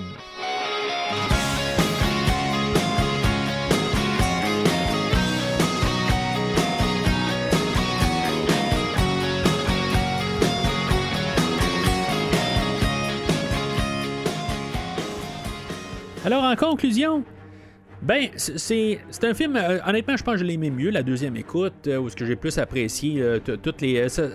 Je l'ai apprécié le premier coup aussi, le voir comme dans le bain, voir les poursuites là, avec les fourmis volantes, tout ça. Toutes ces affaires-là, dans la valise, c'est correct. Honnêtement, je pense que c'est le petit bout où on pouvait faire quelque chose, puis je pensais que c'était la finale. Là, quelque part, j'étais là comme, mais non, ça finit pas de même. Là. Puis finalement, on a la séquence de train que j'adore vraiment à la toute fin. Là, c'est vraiment, j'aime beaucoup. Puis ça va vraiment changer ma note sur le film. C'est pas que ça sauve le film totalement. On est dans la limite du jaune du vert. Là, on est mieux que qu'est-ce qu'on avait là. Je pense que c'est Thor et Captain America. Mais tu sais, moins bon que Gardien de la Galaxie. Surtout, c'est ça, je veux dire, il y a des bonnes choses, mais Gardien de la Galaxie, c'était pas mal tout le film au complet, pas juste la finale. Mais je suis pas en train de dire que les deux tiers du film sont très ordinaires, là, mais on a vu tellement là, d'affaires, là, d'effets visuels, des affaires de même dans tout le film. Puis tout simplement que c'est juste comme une histoire, c'est juste comme on prépare une affaire tout le long du film. Je trouve que il manque un peu de contenu. Là. C'est comme des fois on est tiré un peu beaucoup d'affaires. Je pense que au lieu des fois de couper des scènes qui sont supprimées, il y a des affaires là que ça l'étire. Tout le montage quelque part, c'est beau, c'est le fun de voir toutes les affaires qu'il va faire avec les fourmis, qui est dans le fond il est dans la terre, puis tout d'un coup dans le fond, il va se réagrandir, puis il va sortir du sol. Puis les affaires de même, c'est le fun de les voir, mais quelque part, c'est comme ça l'étire. C'est genre 20 minutes là, de toutes ces affaires-là, un peu partout. C'est intercoupé, les affaires de même, mais on comprend vite. Puis je trouve que peut-être dans le scénario, il y aurait une manière là, d'un peu accélérer ça ou je sais pas de quoi faire exactement, mais qu'on puisse passer par-dessus ça. C'est un petit peu trop quelque chose qu'on a vu genre 100 000 fois là, avant. Là, et on l'a vu encore plus souvent, plus ou moins plus souvent là, par la suite. Je comprends que c'est l'obligatoire, mais on est dans l'origine aussi, mais sauf qu'il aurait pu être déjà plus habile ou quelque chose de même, là, pour pouvoir tout de suite la manœuvrer assez rapidement. Là, je sais pas, là, il aurait pu trouver une manière là, de juste sauter. Puis c'est là où des fois le film me perd un petit peu là, vers... je sais pas, à peu près vers 1 heure du film, là, un petit peu avant les Avengers, dans le fond, là, avant qu'on voit Falcon, là, c'est là où le film commence à reprendre un peu là, sur ses rails, là, mais sinon, avant, là, peut-être 10-15 minutes avant, là, je trouve que je commence à trouver le film un petit peu. Je regarde pas ma montre, mais qui perd là, il perd ses jambes. Là. Fait que c'est ça, un genre un vert jaunâtre, là. C'est plus ça. Là. Fait que c'est tout pour aujourd'hui. On va continuer tout dans le fond la rétrospective de Spider-Man, qui est la version Sony de Spider-Man. Là. On parle là, de les trois. Parce qu'il est commencé dans le fond là, dans l'horaire régulier là, les 3 Spider-Man de Raimi, puis les 2 Amazing Spider-Man. Puis après ça, on va sauter, là, on va retourner là, dans le MCU pour les épisodes là, vers la fin de la semaine, là, le jeudi, là, dans le fond, on va retourner dans Civil War. J'ai vraiment hâte d'arriver à Civil War, mais comme j'ai dit tantôt, j'ai pas encore écouté les films de Spider-Man, fait que pour moi, ça va être beaucoup étiré. Pour vous, ça va être similaire à ça aussi, parce qu'on va avoir tout le temps des fêtes, puis dans le fond, éventuellement, on va revenir là, à la mi-janvier, là, puis on va continuer là, toute la saga, ou en tout cas tout qu'est-ce qu'on fait là, pour se rendre éventuellement à Secret Wars dans un an et quelques. Fait que c'est ça. Au prochain, ça va être Civil War, le prochain MCU. Il va juste distinguer les 2 univers. Entre-temps, mais n'hésitez pas à dire vos commentaires. Qu'est-ce que vous pensez là, de Ant-Man? Est-tu underrated, overrated? N'hésitez pas à laisser vos commentaires. N'hésitez pas aussi, si maintenant vous êtes intéressé à aider le podcast, là, à tout ce que je fais, là, dans le fond, 2 épisodes par semaine, c'est quand même beaucoup. C'est sûr que votre appréciation peut être démontrée aussi juste des fois en interagissant avec le podcast sur les réseaux sociaux, Facebook, Twitter, Instagram. Aussi, bien sûr, en faisant un don au podcast, un don là, de soit 10$ ou pour 25$, où ce que je vais couvrir 3 films de votre choix, puis dans le fond avec 10$ un film. Dans le fond, des films non franchisés, puis en espérant aussi que j'ai une manière là, de pouvoir écouter le film. Bien sûr, il faut que je sois capable de le voir là, légalement, bien sûr. Je suis pas très fort là, sur le côté là, illégal. Mais c'est ça, c'est tout simplement là, de juste, des fois, juste communiquer ensemble, puis on parle là, du film que vous allez choisir. C'est une manière de faire un Patreon. C'est peut-être, je sais pas si c'est plus dispendieux ou pas, mais je suis tout seul au podcast et je peux toutes mes ressources ne me permettent pas là, de faire trop là, d'épisodes bonus que je pourrais faire là, sur un Patreon. Et en même temps, je vous donne tout de suite un accès là, à l'épisode que vous voulez que je fasse. Là. Fait que toujours des choses qui sont bien intéressantes. J'en ai fait beaucoup dans le passé. Et que j'ai toujours trouvé ça le fun de, quand même d'explorer des films. Pas des films que là, j'ai toujours endossés, mais de pouvoir regarder un peu des fois dans les horizons de des films là, que je ne penserais pas tout le temps couvrir au podcast. Ou même des fois, c'est des films que je connais ou pas. Mais pendant, c'est vous qui êtes maître de ça. Fait que, alors, merci encore une fois là, d'avoir écouté l'épisode. Mais sinon, d'ici le prochain épisode, Avengers. Everybody wants a happy ending, right? But it doesn't always roll that way. Merci d'avoir écouté cet épisode de Premier Visionnement. J'espère que vous vous êtes bien amusés. I can do this all day. Yeah, I know. Je vous donne rendez-vous la semaine prochaine pour la couverture d'un autre film. If we can't protect the Earth, you can be damn well sure we'll avenge it. Si vous voulez entre-temps regarder le catalogue complet du podcast et télécharger des épisodes passés, rendez-vous sur premiervisionnement.com. I'm nothing without this suit. If you're nothing without this suit, then you shouldn't have it. Okay? Vous pouvez aussi suivre le podcast sur plusieurs plateformes, dont Apple Podcast, Spotify, Podbean, Google Podcast, Amazon Music et YouTube. N'hésitez pas à donner une critique de 5 étoiles sur la plateforme de votre choix. I have an army. We have a hope. Vous pouvez également suivre Premier Visionnement sur Facebook et Twitter pour rester informé de nouveaux épisodes. I recognize the council has made a decision, but given that it's a stupid-ass decision, I've elected to ignore it. Premier Visionnement a besoin de votre aide pour grandir. Vous pouvez partager le podcast avec vos amis qui s'intéressent au cinéma de tout genre. Truth is, I am Iron Man. Le podcast a également besoin de votre support monétaire pour continuer. Avec un don de 10$ pour un ou 25$ pour 3 films non franchisés disponibles sur Netflix ou n'importe quel support nécessitant pas un achat, le podcast s'engage à couvrir votre choix dans les 3 mois pour vous remercier de votre don. Sit down. Final warning. En espérant vous voir au prochain épisode. There was an idea called the Avengers Edition. The idea was to bring together a group of remarkable people, see if they could become something more. See if they could work together when we needed them to fight the battles that we never could.